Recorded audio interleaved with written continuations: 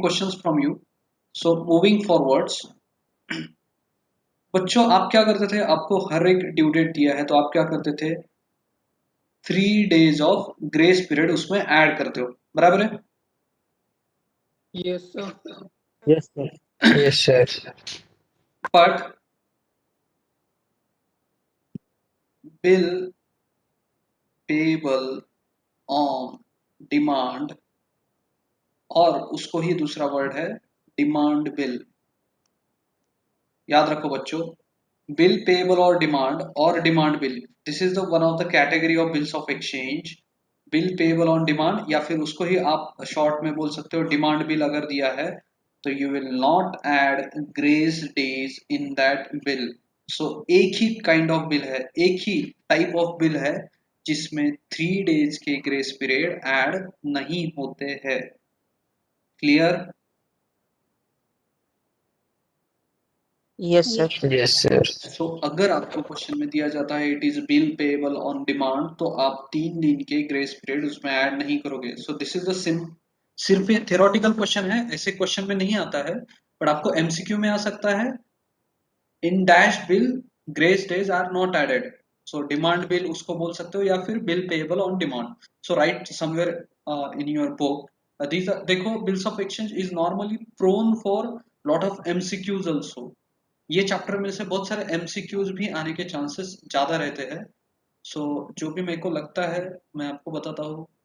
So bill payable on demand और demand bill, you will not add 3 days of grace period. Clear?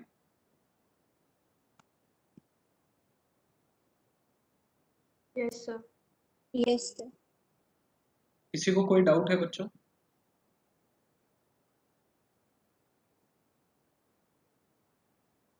बोलो। No, sir. No, sir. समझा सबको? Yes, sir. Yes, चलो sir. अब मैं आगे बढ़ता हूँ। सी, मैं आपको ना एक ट्रांजेक्शन का फ्लो बताता हूँ। X is a person, Y is the person, ठीक है? X draws bill on Y for ₹1,00,000। ये ध्यान देके सुनना कंसेप्ट, अगर किसी को कहां पे भी डाउट लगता है मेरा कंप्लीट होने दो फिर आप पूछो। एक्स ने वाई पे बिल निकाला ₹1,00,000 का फॉर 1 month। एग्जाम्पल सिंपल है, किसी को इसमें डाउट है क्या? No, No, sir. sir. After 1 month X gone to Y to collect the money, ठीक है? मनी कलेक्ट करने गया, बट वाई ने आफ्टर 1 month पैसा दिया नहीं। सो जैसे ही वाई पैसे नहीं देगा उसके लिए आप क्या वर्ड यूज करोगे बच्चों? Dishonored. Dishonored. उसने क्या किया? डिसऑनर कर दिया बिल का, क्योंकि वाई ने पैसे नहीं दिए। Correct? Yes, sir. Yes, Yes, sir. फिर उस अब एक्स के पास डॉक्यूमेंट्री प्रूफ है ना, bills of exchange, yes, sir. Yes. बराबर Yes, है? sir. फिर एक्स क्या करेगा? रोते रोते रोते जाएगा, एक पर्सन रहेगा, उसका नाम रहेगा what it name, notary public, it's like advocate, ठीक है? सो एक्स जैसे ही उसका पैसा वाई नहीं देगा, ये बिल्स ऑफ एक्सचेंज लेके एक्स किसके पास जाएगा? Notary public. It can be simple, आपको इजी जाने के लिए मैं आपको हिंट देता हूँ, it can be called as advocate. Advocate के पास जाएगा वो, ठीक है? नोटरी पब्लिक के पास जाएगा, उसको वो बिल दिखाएगा कि ऐसे ऐसे मैंने बिल निकाला था बट वाई ने पैसे नहीं दिए, ठीक है? ये बिल उसको उसने शो किया, ठीक है? समझा सबको? Yes, sir. Yes, sir. Yes, sir. फिर वो नोटरी पब्लिक वाला उस पे स्टैंप लगाएगा उसका, कि मैंने सब फैक्ट्स वेरीफाई किए हैं और जो एक्स उसको बता रहा है that are correct. So notary public उस पे उसका स्टैंप लगाएगा। So that stamping on this bill is called as notary. समझा? इस पे वो उसका स्टैंप लगा के सिग्नेचर करेगा, मीन्स ये ऑथराइज डॉक्यूमेंट बन गया, अब आप कोर्ट में जा सकते हो। तो that stamping is called as notary. Clear? Yes, Yes, sir. sir. Yes, sir. और Yes, बच्चों, sir. ये जो नोटरी पब्लिक, ये जो ऑफिसर है, ये फ्री में करेगा क्या ये चीज? नहीं करेगा ना। No, sir.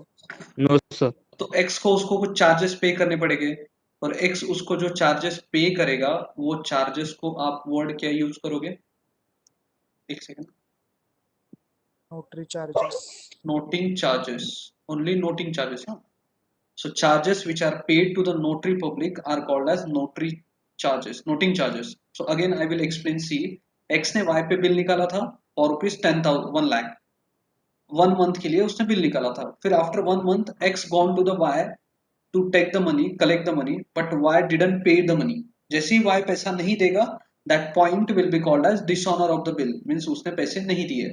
फिर यही बिल लेके x जाएगा नोटरी पब्लिक के पास। Notary public is the government appointed officer to deal in this matter. ये गवर्नमेंट अपॉइंटेड ऑफिसर्स रहते हैं।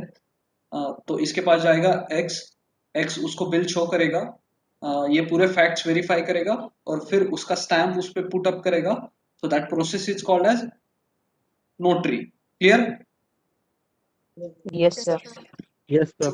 ये प्रोसेस करता है उसको क्या वर्ड है? Notary public. जो ऑफिसर ये प्रोसेस करता है ना उसके लिए वर्ड है नोटरी पब्लिक। फिर वो उसका स्टैम्प वगैरह पुटअप करेगा, उसको बोलते हैं नोटरी। नोटरी वर्ड आपके लिए बहुत ज्यादा इंपॉर्टेंट नहीं है, बट आप उसके जो चार्जेस पे करते हो ना, एक्स उसको जो ये चीजें करने के लिए चार्जेस पे करेगा उसे क्या बोला जाएगा? Noting charges. Clear? Yes, sir. Yep. Yes, sir. Yes, sir. Yes, sir.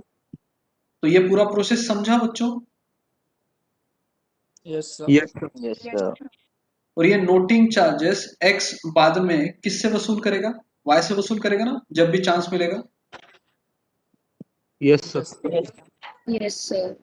So have you got the total process? What do you mean by notary public? What do you mean by notary? What do you mean by noting charges? तो आपको ये process समझा सबको? Yes, sir. Yes, sir. तो मैं definition के mode में आपको नॉर्मली नहीं पढ़ाता हूँ, I will teach in the example mode only. So notary public आपको समझ गया कि ऐसा गवर्नमेंट अपॉइंटेड ऑफिसर जहाँ पे अगर डिसऑनर होता है बिल तो ड्रॉवर उसके पास जाएगा, उसको वो बिल शो करेगा, he will verify the bill and he will put his stamp and signature on that to legalize that document।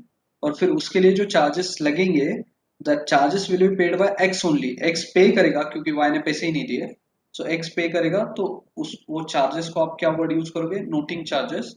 And that are recoverable from X Y. X बाद में future में Y से वो recover करेगा। Clear? Yes, sir. Yes, sir. So you can draw this figure also. अगर आपको निकालना है तो आप निकाल सकते हो बाद में आपके फ्यूचर रेफरेंस के लिए। सो चलो बच्चों, we will now move forward. इतना हो गया है सबका, नोटिंग हो गया, ये हो गया, ठीक है। अब कुछ टाइप्स है बच्चों। फर्स्ट टाइप इज, ये थ्योरेटिकल पार्ट है, सिर्फ समझ के लेना है। इनलैंड बिल और foreign bill, these are only theoretical concept जो आपको एमसीक्यू में काम आएगी। इनलैंड बिल और फॉरेन बिल, इसका सिंपल मीनिंग मैं बताता हूँ, ठीक है। ए ने बी पे बिल निकाला, ए भी इंडिया का ही रेसिडेंट है और बी भी इंडिया का ही रेसिडेंट है, तो that is called as inland bill. समझा मतलब? अब इसमें कुछ और एक्स्ट्रा बताने की जरूरत है? No, sir. और फॉरेन बिल का मतलब है ए इज रिसाइडिंग इन इंडिया और बी रह रहा है, चलो मान लो यूएसए।